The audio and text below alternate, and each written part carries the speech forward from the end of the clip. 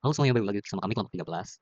Jadi kami hari ini mau membahas mengenai pengembangan chatbot kami Lekmandiskuliner di tanggal selatan bersama saya Panjari Soma, bersama dua rekan saya lainnya yaitu Lintang Arif Setianda dan Bayu Dwi.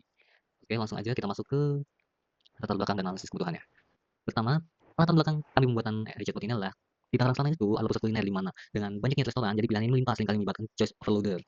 Jadi kami memanfaatkan LLM ini seperti Gamma 3 4 billion untuk menawarkan solusi melalui chatbot. Yang mana eksperimen kami awalnya dengan OpenWeb UI menunjukkan kendala operasi. Proyek ini akhirnya kami optimalkan menggunakan alur kerja dengan Streamlit di Ubuntu 2404 LTS untuk memiliki kontrol penuh dalam backend-nya untuk filtering data agar lebih presisi dan tidak alot dan menghasilkan rekomendasi yang komunikatif.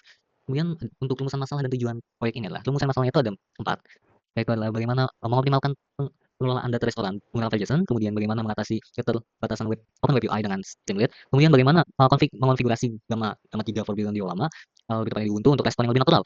Selanjutnya, sejauh mana efektivitas chatbot ini dalam rekomendasi relevan di daerah Tangsel dan sekitarnya.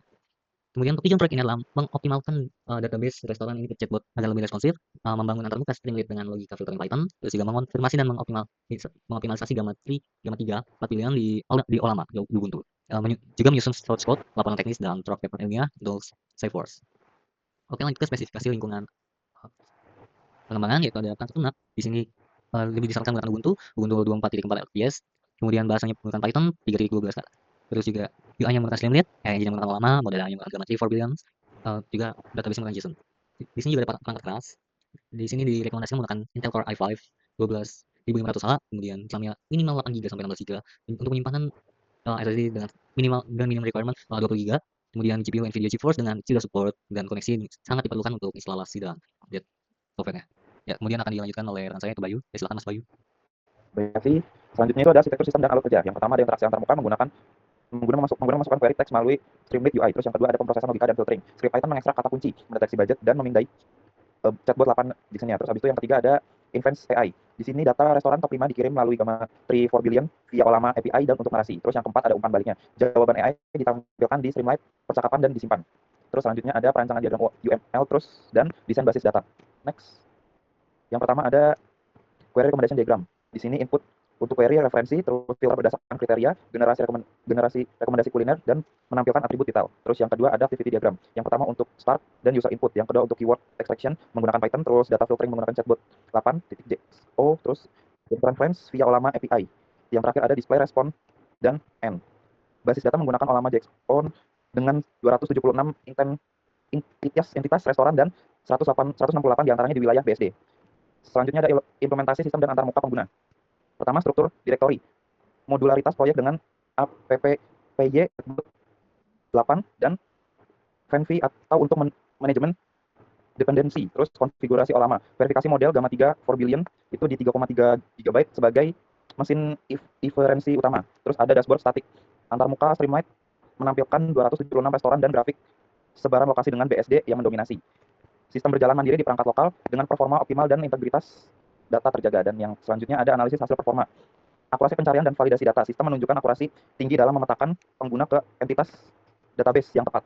Rekomendasi 100% faktual, detail dengan rating, alamat, dan harga. Sinkron dengan chatbotnya. Terus dominasi kategori kafe di Bintaro mencerminkan kondisi database yang akurat. Selanjutnya performa hardware dan efisiensi komputer.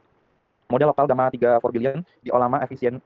Pertama ada konsumsi daya dengan GPU Nvidia RTX 3050 menggunakan rata-rata 43 watt di 60 watt TGP dan optimal memori VRAM konstan 3492 MB ideal untuk laptop kelas menengah. Dan yang terakhir ada latensi rendah, proses query hampir instan, lebih efisien dari API internal. Selanjutnya disampaikan oleh teman saya Lintang Arif. Terima kasih. Boleh. Oke. Yang pertama, yang pasti sebelum kita masuk ke Streamlit, itu pasti kita udah di directory atau di folder di mana Streamlit itu berada. Dan di sini saya udah masuk ke foldernya, ini dokumen buat kuliner. Di sini di dalam foldernya ini ada VNV ini untuk framework si Streamlit. Lalu ada app.python, ini adalah script utama. Lalu ada chatbot JSON, ini yang kita pakai, ini formatnya segini. Dan nomor area kategori text price, address recommend for. Namun kita ada sedikit update jadi chatbot 9, di mana kita tambahin sedikit teks seperti murah meriah, murmur. Jadi setiap ada yang tertentu di sekitar 0 sampai 25 ribu, kita akan masukin teksnya sebagai murah. 2550 itu medium, 25 sampai ke 75 medium, 75 sampai ke 100 itu kita teks sebagai mahal atau fancy. Oke, balik ke ini.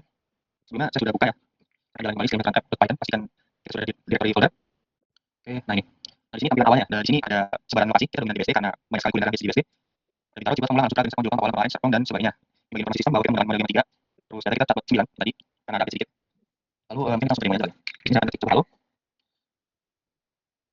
Nah, jika karena kata halo ini tidak ada di file JSON, maka jawabannya dilempar ke game langsung, tidak di-filtering. Kayak misalnya saya mencari aku lagi di BSD bisa kasih list makanan yang murah meriah. Ini proses filtering Python mencari JSON lalu nanti dilempar langsung ke si game untuk parser atau menghasilkan ringkasan output. Untuk membuktikan apakah ini benar-benar menggunakan si CPU, sini saya ada di top untuk memantau user CPU. Di sini terlihat ya powernya 3360. Ini untuk lama karena banyak sekali di dan ini. Oke, pertama ada donat gembul, 3 pisang goreng selati, 11 singkat, 2 pecel, kopi pak. Nah, untuk membuktikan apakah ini bukan halusinasi, kita akan cek satu persatu. Pertama ada donat gembul, kita tulisin aja. Donat ada, dan selanjutnya pisang goreng Sukahati. Pisang oke ada, sebelah singkat ada, sebelah singkat, lalu sebelah pecel bulus. Sebelah pecel ada, sebelah pecel bulus, dan terakhir kopi pak. Nah, begitu. Untuk bayi dan bayi apakah ada rekomendasi untuk mencari sesuatu? Coba sate dong. Oke, di daerah mana nih? Atau bebas aja? Bebas aja. Oke. Coba cari 3 list sate di Tangsel. Kita coba cari. Ini proses filtering, kita balik lagi ke top. Nah, ini videonya lagi berapa power. Ada usage-nya juga. Nah, sini juga tertera lama ya. Sebagai nah, ini hasilnya ada sate margarin kaca di Jalan BAC, lalu ada sate kasat dan sate taichan. Oke, mungkin apa ada mau coba aja atau kita langsung menjelaskan kerja kemarin saja? Langsung aja. Oke. Nah, saya sedikit menjelaskan teknis terkait gimana sih cara antara script Python ini dan data JSON yang saling terintegrasi. Pertama, ketika user mencari mesin di Bintaro restoran gitu. Nah, ini menangkap interface lalu langsung ditrigger Python. Kita ini basisnya weighted search algorithm dan ada penilaian score untuk memberi bobot si jawaban tersebut. Sama ubah semua lebih kecil white case ini ada di sini. Awal set change. Nah, ini di user message ya. Saya input. Lalu dari apakah user hanya sapa halo hai? Kalau user data deteksinya halo dan hai atau sapaan, itu tidak perlu dilempar ke script untuk mencari langsung bagaimana. Kalau versi budget cari angka dan teks menggunakan pattern matching. Teman-teman 150 karena di sini AI dengan 3000, maka kita akan mencari angka 1000, 150 kali untuk mencari di database ini. Nah, lalu yang pada SSD penting, buang kerja penting, misalnya cari di budget 1000. Kita fokus di Luar, Michigan dan Bintaro agar mempercepat proses pencariannya. Oke, data udah saya cari, ya ini pada Michigan, Bintaro dan 150.000. Lalu si Python ini akan membaca 200.000 data tersebut. Jika satu kategorinya Michigan dan Bintaro, price-nya berarti di sekitar 40.000 sampai 150.000. Misalnya kamu nih Michigan ada di kategori maka diberi 20 poin. Nah, oke Bintaro juga cocok, ditambah 10 poin lagi. Harganya bisa 20.000. Nah, 10 poin, total skor dan 5 poin. Nah, misalnya ada restoran kedua yang sama di kategori Jepang, daerah BSD, tidak relevan, nah itu maka tidak akan dijadiin kategori atau kandidat untuk yang kategori. Oke, ranking seperti tadi. Nah, misalnya di data tersebut ketemu di 5 restoran yang memiliki poin tertentu dan skornya tinggi, maka itu akan dimasukkan ke kandidat atau kategori. Oke, maka si Python akan mengurutkan untuk yang kategori 5. Nah, di sini akan terjadi namanya proses konteks builder, menyusun data tersebut dan dibikin format ini, database yang valid, nama source, di mana dan 3 restoran lainnya, dan di sini ada sistem untuk instruksi AI. Kamu adalah sistem yang ramah, hanya memberikan rekomendasi dari database di atas, dengan mengandalkan tidak ada. Ini di bagian sini. Oke, nah ini link sistem kamu teman asal kamu punya, atau jawab salah nama jika tidak ada data, jujur, jangan pelanggaran, ada data berikan rekomendasi berdasarkan data valid. Nah, itu setelah itu instruksi dilempar ke kolom AI yang menerima tersebut, memahami konteks, memproses dengan 4 miliar kata tersebut yang dia miliki, tinggal jawaban dengan natural, sama seperti hasil outputnya, aku punya rekomendasi untuk ditaruh oleh Senda, Mas Adil, nah, seperti ini. Ya mungkin itu aja. Mungkin dari poin Panji ada tambahan. Oke, sedikit tambahan, kita sebelumnya sempat ke OpenAPI dan sangat-sangat karena OpenAPI tadi kita jelaskan tidak ada backend tidak bisa kita edit. Pertanyaan langsung ke AI, coba memori, generate data sendiri, output tidak valid karena tidak filtering. Sedangkan sistem kita itu menggunakan Python dulu untuk mencari sistem database JSON, filter ranking, berikan topik ke AI, lalu AI memformat untuk menjadi bahasa yang aman.